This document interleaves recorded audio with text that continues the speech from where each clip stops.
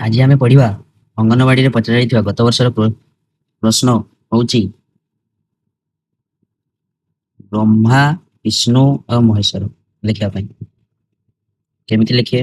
Question ପଚାରିଥିଲା Brahma, Vishnu, Maheswar. ତ ଛୋଟ ପିଲାମାନେ କଣ କରନ୍ତି? ବ୍ରହ୍ମା, ବିଷ୍ଣୁ, ମହେଶ୍ୱର କେମିତି ଲେଖନ୍ତି?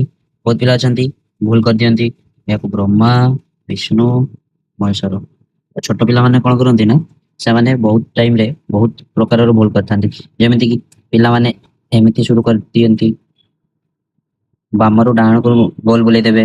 କିଛି କିଛି ପିଲା ଅଛନ୍ତି ବାମରୁ ଡାହାଣ ପୁଣି ଡାହାଣରୁ ବାମ ଦୁଇଥର କରିଦେବେ। ଏଥିରେ କଣ ହବ ନା, ଦୁଇଟା ଲାଇନ ଆସିଯିବ, ତ ଏଟା ଭୁଲ ହେଇଯିବ। ଏଟା କଣ ହେଇଯିବ? ଭୁଲ ହେଇଯିବ। ପୁଣି କିଛି କିଛି ପିଲା ଅଛନ୍ତି କଣ କରିବେ ନା, ସେମାନେ ତ ବାମରୁ ଡାହାଣ କରିବେ ବା ଡାହାଣରୁ ବାମ କରିବେ, ସେଥିରେ କଣ ଦୁଇଟା ଲାଇନ ହେଇଯିବ। ସେଥିରେ ସେମାନେ କଣ କରନ୍ତି ନା, ଡବଲ ସେଥିରେ ଏମିତି ଦୁଇବାର ସେମାନେ ମଡି ଦିଅନ୍ତି। ସେଥିରେ କଣ ହେଇଯିବ ନା, ବ୍ରହ୍ମା, ବିଷ୍ଣୁ, ମହେଶ୍ୱର ଟିକେ ତାଙ୍କର ଅକ୍ଷର ଟିକେ ଖରାପ ହେଇଯିବ। ସେଥିପାଇଁ ସବୁବେଳେ ଚେଷ୍ଟା କରିବେ ଛୋଟ ପିଲାମାନଙ୍କୁ ଶିଖେଇବେ ଡାହାଣରୁ ବାମକୁ ଗୋଟିଏ ସାର୍କିଲ ହେଇଯିବ, ବାସ୍ ବ୍ରହ୍ମା, ଏହାକୁ ପୁଣି ବିଷ୍ଣୁ ଏବଂ ମହେଶ୍ୱର। ଏ ହଉଛି ଠିକ।